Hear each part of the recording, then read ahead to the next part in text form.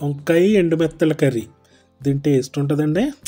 ఆహా, భలే ఉంటుంది. ఎండు చేపలు, ఉప్పు చేపలు, ఎండు రొయ్యలు, వీటి ఫ్లేవర్ బాగా అద్భుతంగా ఉంటుంది. చాలా బాగుంటుంది. ఇది కూడా బాగా పాతకాలం అంట. అందుకే మీకు ఒకసారి చూపించేద్దామని. చిన్నప్పుడు తెగ ఉండేవారు ఇంట్లో. ఇప్పుడంటే కొంచెం తగ్గిందిలే. ఈ మెత్తలని మా కోనసీమ సైడు అలాగే పిలుస్తాం, మెత్తళ్ళు అంటాము. మిగతా ప్రాంతాల్లో నెత్తళ్ళు అంటారు కదా. ఇవి చేత్తో కూడా క్లీన్ చేసుకోవచ్చు. కత్తిపీట అయితే ఇంకా ఫాస్ట్గా అవుతుందని ఇవి క్లీన్ చేయగా ఒక 200 గ్రామ్స్ వచ్చినాయి. మెత్తల్లో చాలా రకాలు దొరుకుతాయి. గోదావరి మెత్తళ్ళు చిన్నవి అయితే భలే టేస్ట్ ఉంటాయి అన్నమాట. మంచి క్వాలిటీ అయితే పులుసు లేకుండా వచ్చేస్తుంది. మరి మనది ఓల్డ్ రెసిపీ కదా, నాటు ఉల్లిపాయలు వాడతాం. ఇవి కూడా ఒక 1/2 కేజీ వరకు వేసుకోవచ్చు కర్రీలో, అంటే 1/2 కేజీ వంకాయలకి. ఇవి పెద్ద తీయగా ఏమి ఉండవు. మెత్తల్లోని చల్లని నీళ్ళు వేసుకుని 10 నిమిషాలు నానబెట్టుకుంటే చాలు. గోరువెచ్చని నీళ్ళు కానీ వేడి నీళ్ళు కానీ అస్సలు వేయకూడదు. ఈ చేపలనే కాదు, ఎండు చేపలు ఉంటాయి కదా, ఏ చేప అయినా సరే, ఉప్పు చేపలు కానీ వేడి నీళ్ళు వేయకూడదు అసలు. ఎందుకంటే పొరుగుడు వచ్చేస్తుంది, అప్పుడు టేస్ట్ ఏమి ఉండదు. నాన్ వెజ్ కర్రీలు ఎప్పుడు కూడా బాగా స్పైసీగా ఉండాలి. స్పైసీ కావాలంటే ఎండుకారం కన్నా పచ్చిమిర్చి ఎక్కువ వేసుకుంటే మంచి టేస్ట్ ఉంటుంది. ఈ వంకాయలు మాకు దగ్గరలోనే పండుతాయి.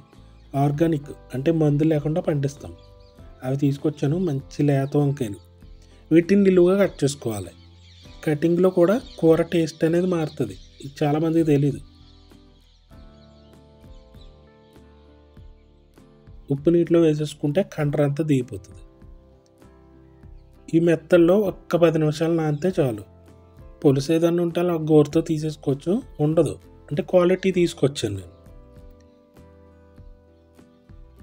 ఒక 2-3 సార్లు అలా వాష్ చేసుకుంటే క్లీన్ అయిపోతాయి. అదే గోరువెచ్చని నీళ్ళు కానీ వేడి నీటిలో కానీ నానబెట్టామనుకో సగానికి కూడా వచ్చేస్తుంది.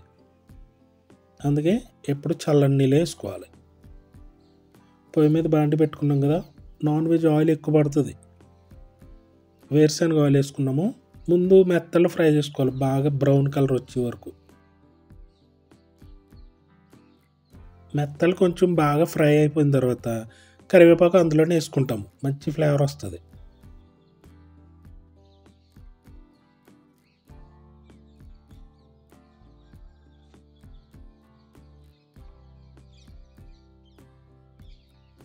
రెండు కలిపి బాగా బ్రౌన్ కలర్ వచ్చేదాకా ఫ్రై చేసుకోవాలి.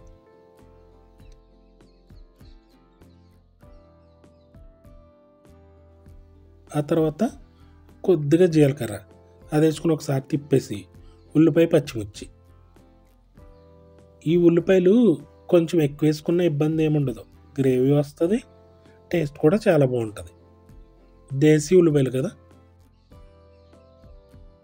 మెత్తలు ఫ్రై చేసిన తర్వాత సపరేట్గా తీయక్కర్లేదు, అందులోనే ఉల్లిపాయలు, వంకాయలు అన్నీ వేసి డైరెక్ట్ వండేసుకోవడమే. ఉల్లిపాయలు వేసిన తర్వాత ఒక 10 నిమిషాలు మగ్గిన తర్వాత వంకాయలు వేసుకోవాలి. చాలా స్పీడ్గా అవుతుంది.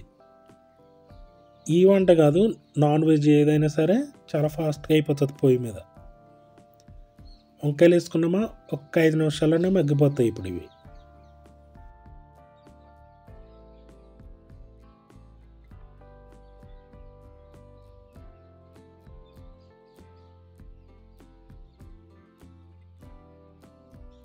మూత పెట్టేసుకుని ఒక 5 నిమిషాలు మగ్గించుకున్న తర్వాత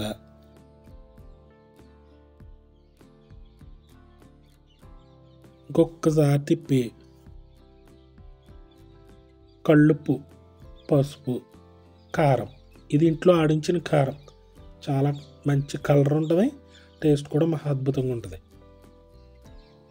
కారానికి ఉన్న పచ్చివాసన పోయే వరకు ఒక 2 నిమిషాలు అలా ఫ్రై చేసుకుని సగానికి వాటర్ వేసుకోవాలి. ములిగేదాకా వేసుకోవసరలా, ఎందుకంటే ఆయిల్ ఎక్కువ వేసాం కదా, ఆయిల్తో పాటు ఉడికిపోతుంది. ఆల్రెడీ 80% ఉడికిపోయింది ఇది. మళ్ళీ మనం చింతపండు పులుసు వేసుకోవాలి కదా ఇందులో, అందుకని కొద్దిగా వాటర్ వేసుకోవాలి.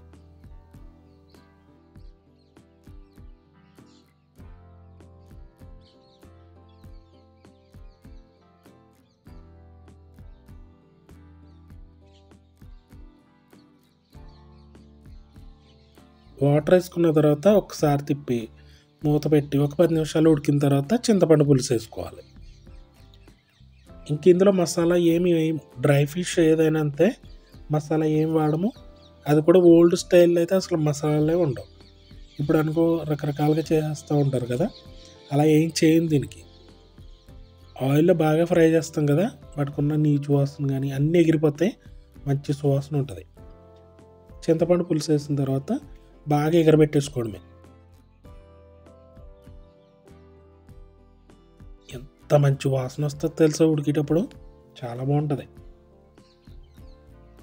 కర్రీ అయిపోయింది. ఇది ఉడకడానికి జస్ట్ 20 మినిట్స్ అయింది అంతే. మనకి చాలా స్పీడ్గా అయింది. కింద దించినా చూసారా ఎలా ఉడుకుతుందో, మట్టి దాకా కదా. నేను వీడియో కోసమని వేడివేడిగా టేస్ట్ చేశాను.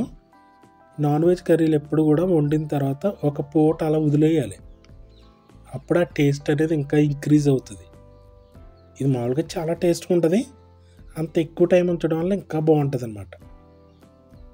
డ్రై ఫిష్ కానీ పచ్చి చేపలు కానీ ఏవైనా కూడా పులుసు ఎగురు పెట్టినప్పుడు అన్నంలోనే బాగుంటుంది.